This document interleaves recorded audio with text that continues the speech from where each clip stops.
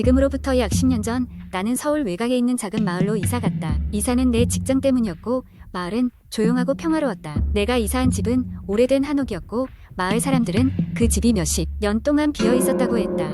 어떤 주민들은 그 집이 귀신 들린 집이라고 수군댔지만 나는 그런 이야기를 믿지 않았다.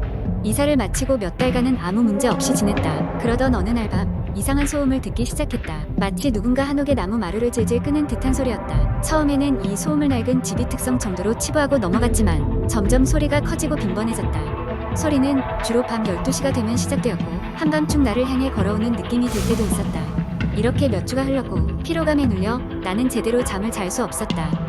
어느 날 소리를 확인하기 위해 용기를 내어 집안 구석구석을 살펴보기로 했다. 그날 밤 나는 소리를 따라 한옥 마룻바닥을 살펴보았다. 소리의 근원은 집안 어딘가에서 땅속 깊은 곳으로부터 온 것 같았다. 나는 구석방의 마룻바닥 판자를 조심스럽게 들어봤다. 그 안에는 오래된 먼지가 뿌옇게 쌓인 계단이 있었고 지하실로 이어지는 것 같았다.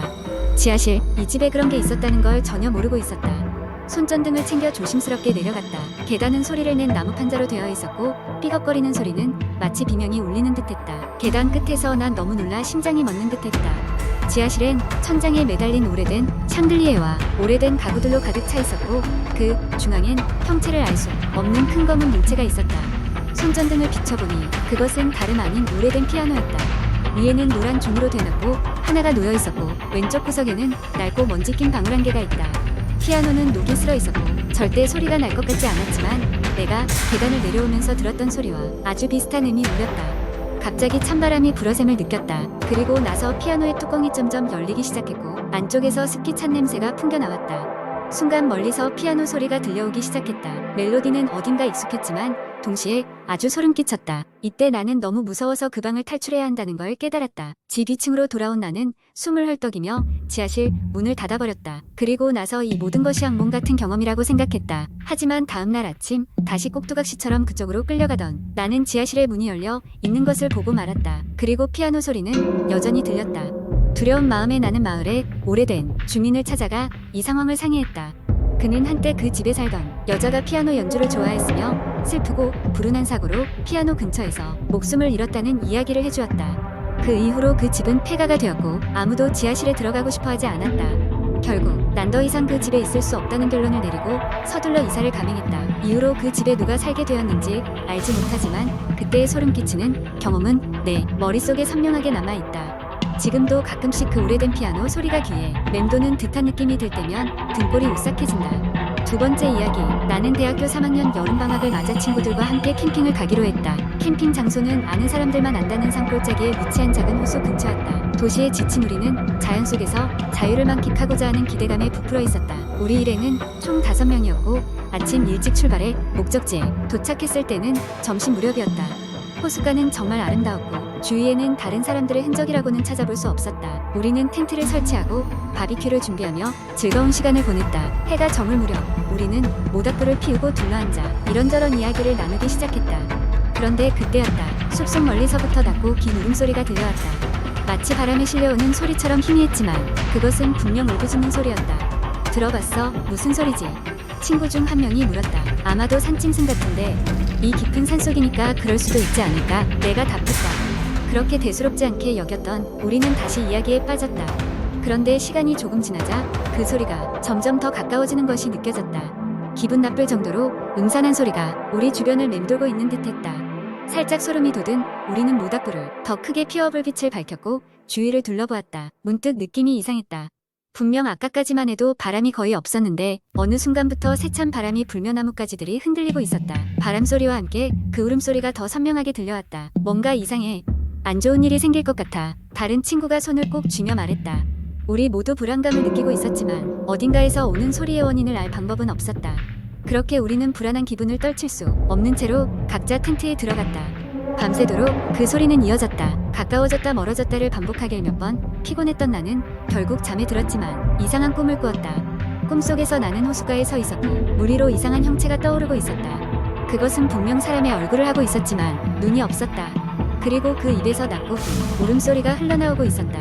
나는 깜짝 놀라 잠에서 깼다. 밖을 내다보니 어느새 동이 트고 있었다. 친구들도 하나 둘 잠에서 깨어났다. 밤사이 있었던 이야기를 나누던 우리는 문득 호수 쪽을 바라보았다. 그리고 거기서 섬뜩한 것을 발견했다. 우리 텐트에서 멀지 않은 호숫가에는 낯선 발자국들이 남아 있었다. 그것은 사람의 발자국처럼 보였지만 너무 컸고 물가에서 갑자기 사라졌다. 마치 사람이 호수로 들어간 것처럼 우리는 서둘러 짐을 챙겨 그곳을 떠났다. 캠핑카를 타고 돌아오는 길 내내 우리는 그 날의 울음소리와 꿈속에서 본 얼굴을 떠올렸다.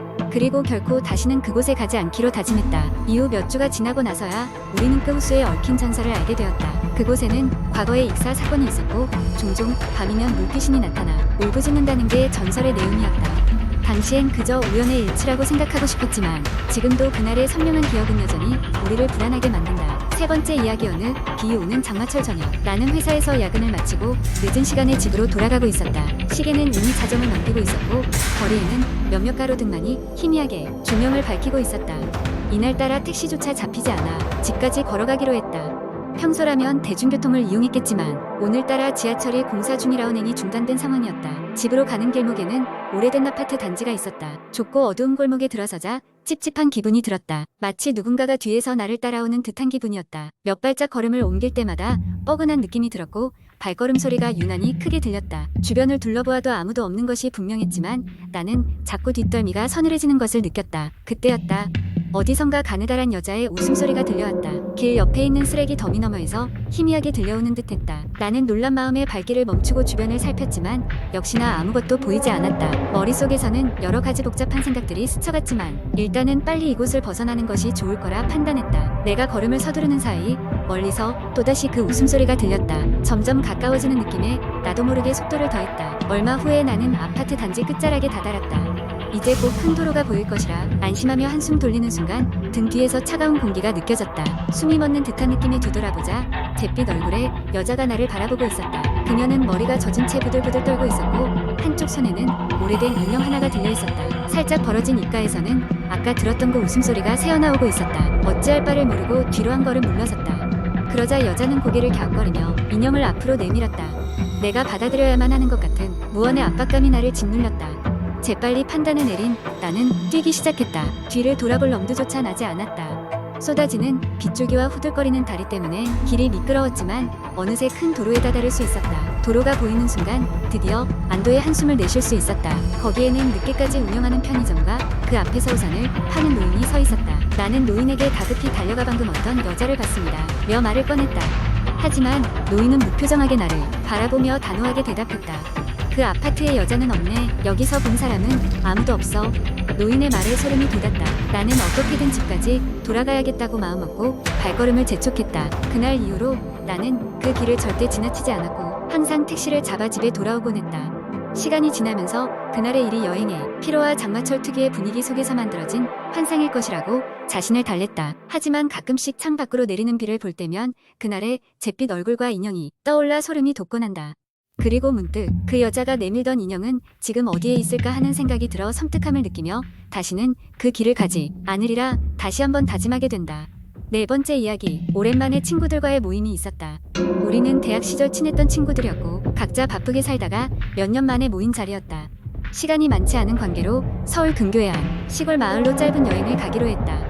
그곳에는 한 작은 펜션이 있었는데 주인이 조용하고 한적한 데다 아름다운 자연 환경 속에서 힐링하기 좋다고 소개했기에 망설임 없이 예약했다. 펜션에 도착했을 때 첫인상은 그리 나쁘지 않았다. 푸른 숲과 조용한 호수가 맞이해주었고 무엇보다 도시의 소음에서 벗어날 수 있다는 것이 좋았다. 주인은 우리를 반갑게 맞아주었고 빼곡한 개봉되었던도 멋진 와인 한 병을 서비스라며 건네주었다. 펜션은 아담했지만 아늑했고 시설도 잘 갖춰져 있었다. 짐을 풀고 누구랄 것 없이 각기 편한 자세로 거실에 모여 앉았다.